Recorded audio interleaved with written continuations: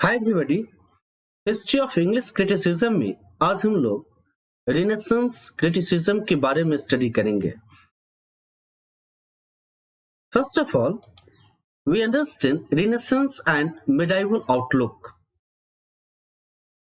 Ottoman Empire sultan Mehmed the second ने Constantinople को चारों ओर से घेर लिया और इस तरह से 1453 में टर्क्स के कंस्टेंटिनोपल का पतन हुआ और इसके बाद रिनेसेंस प्रारंभ हुआ और साथ ही वेस्टर्न मूवमेंट में लिटरेरी एंड क्रिटिकल एक्टिविटी भी स्टार्ट हुआ।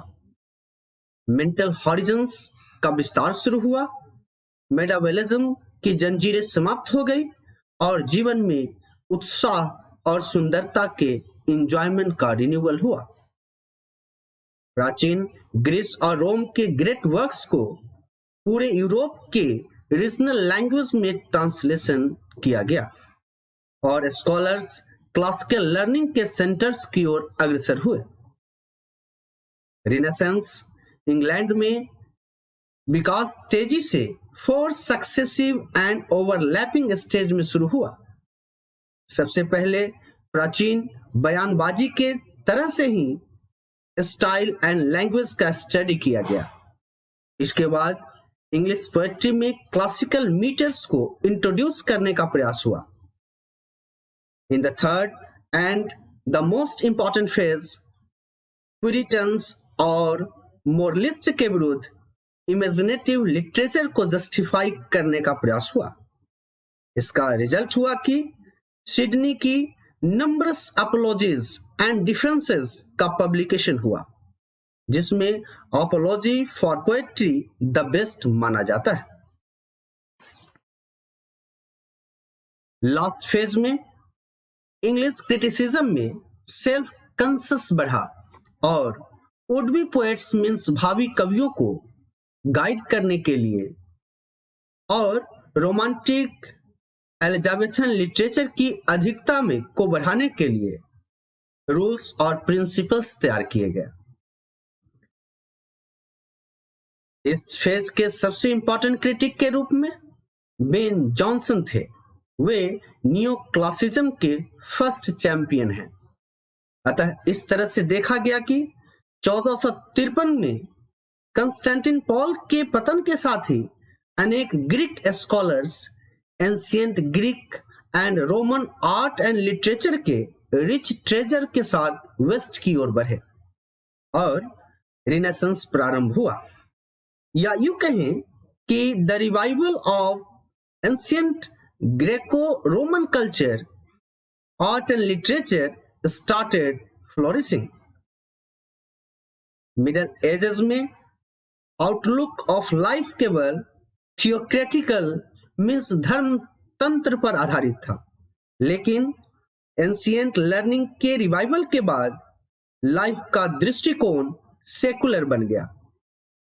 एंशिएंट टाइम के महान रचनाओं को लार्ज नंबर्स में ट्रांसलेट किया गया और पूरे यूरोप में प्रसारित किया गया। ट्रांसलेशन का एक लहर था जिसका परिणाम हुआ कि प्रत्येक व्यक्ति एंशिएंट क्लासिक्स के नॉलेज को प्राप्त करने लगा। ग्रीक मैथोलॉजी में हाइपोक्रीन की चर्चा की गई है। हाइपोक्रीन माउंटेन हेलिकन पर स्थित एक झरना है। ऐसा माना जाता है कि हाइपोक्रीन का पवित्र पानी पीने से पोएटिक इंस्पायरेशन मिलेगा, क्योंकि इस स्प्रिंग में लिटरेचर, साइंस और आर्ट्स की देवी म्यूज रहती है।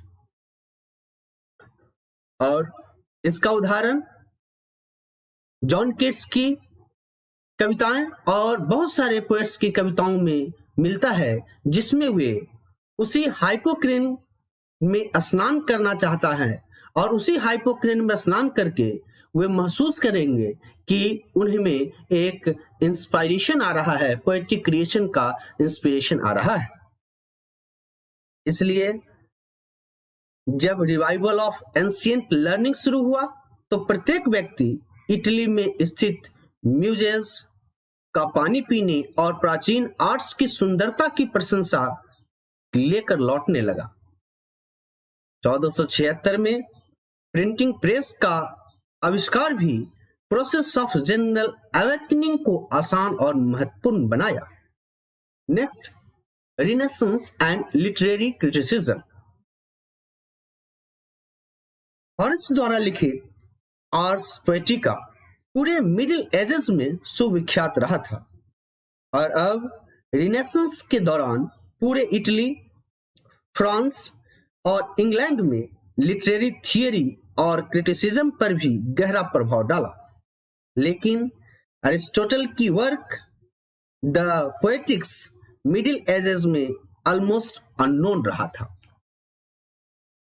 1548 में इटालियन ग्रीक रोबोटेलो द्वारा लैटिन कमेंट्री डी रेट्रिका फैकल्टेट के साथ फर्स्ट क्रिटिकल एडिशन लाया गया, जिसे अगले वर्ष इटालियन में ट्रांसलेट किया और इस तरह इजीली एक्सेसिबल बनाया गया।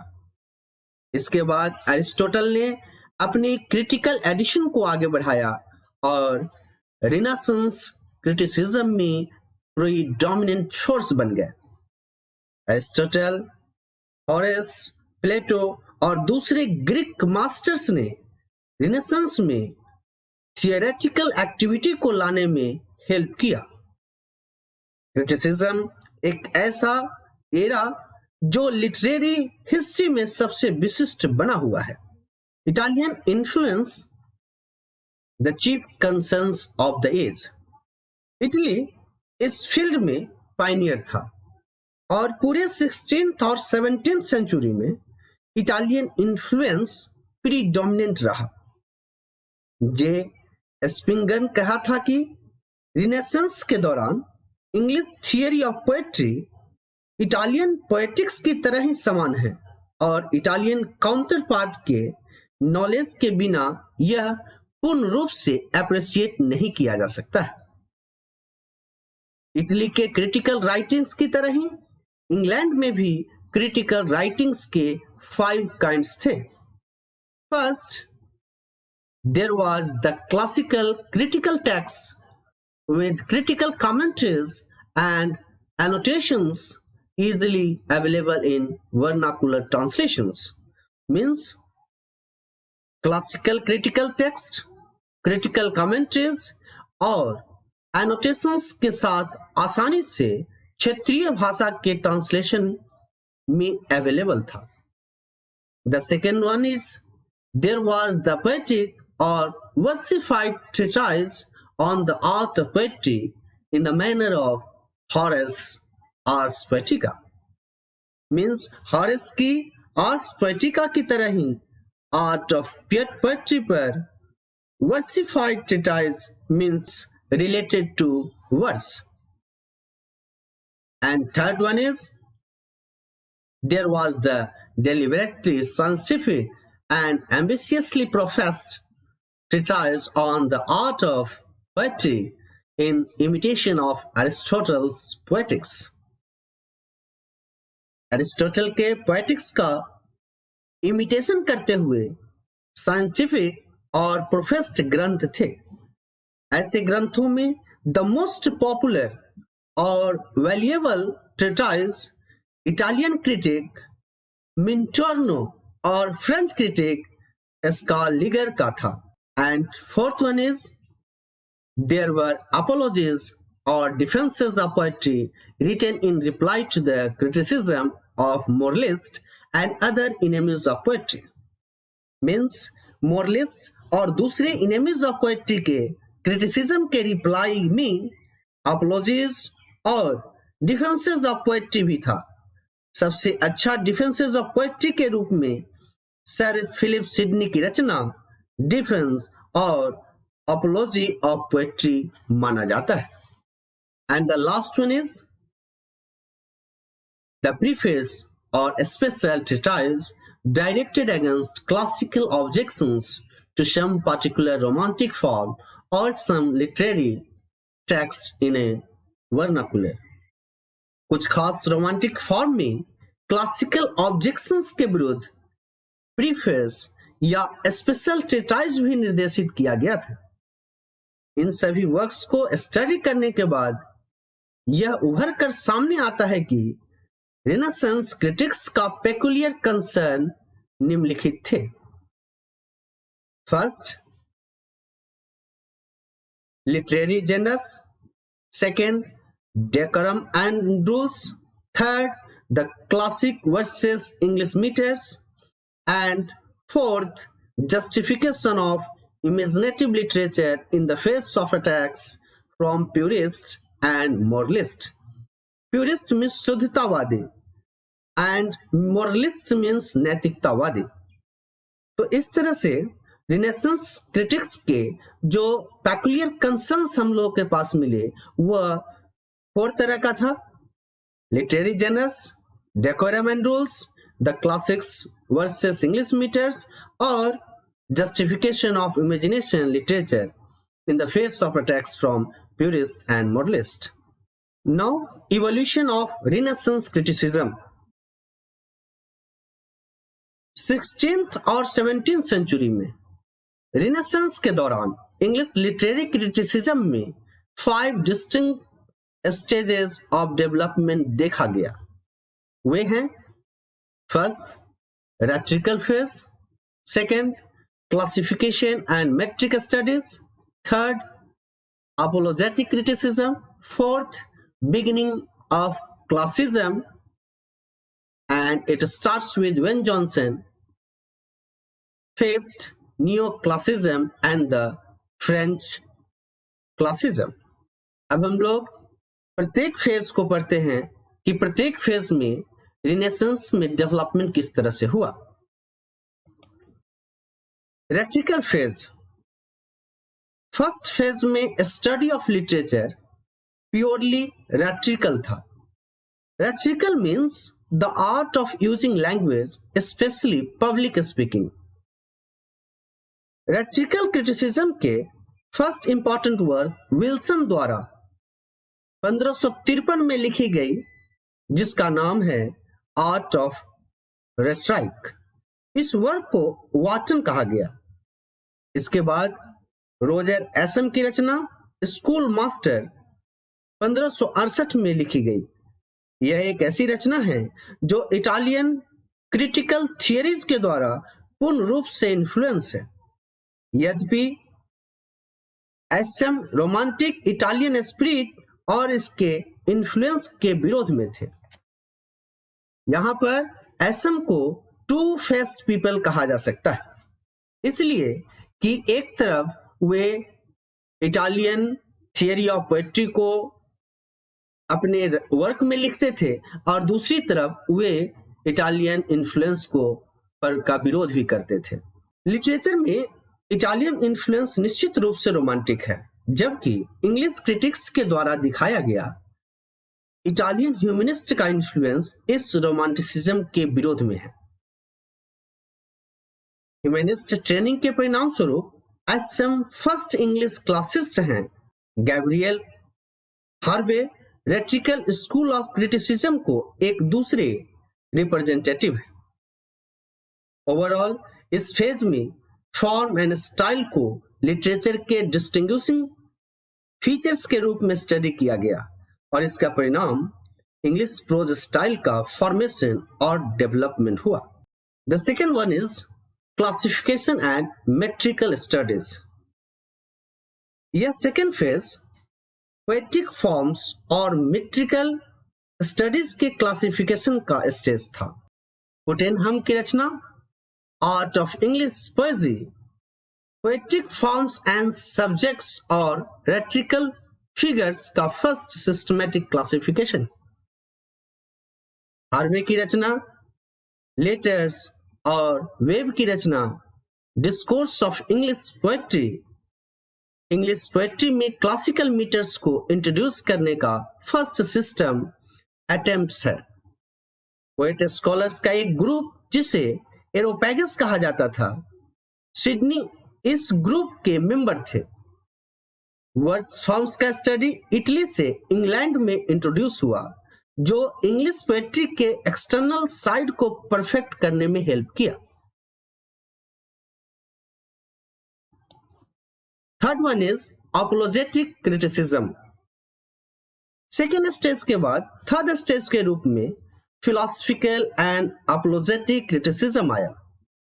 Apologetic means having the character of apology.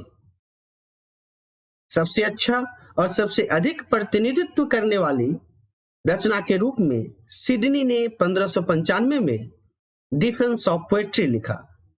जैसा कि इस स्टेज का टाइटल है, सभी डिफेंसेस और अपोलॉजीज की रचनाएं the attacks of puritans on poetry, special dramatic poetry, the attacks of the classicist on English versification and rhyme था। इस स्टेज के ऑथर्स इटली के क्रिटिक्स से सहायता लेते थे और इटालियन थियोरी ऑफ पोएट्री को इंग्लैंड में शुरू करते थे।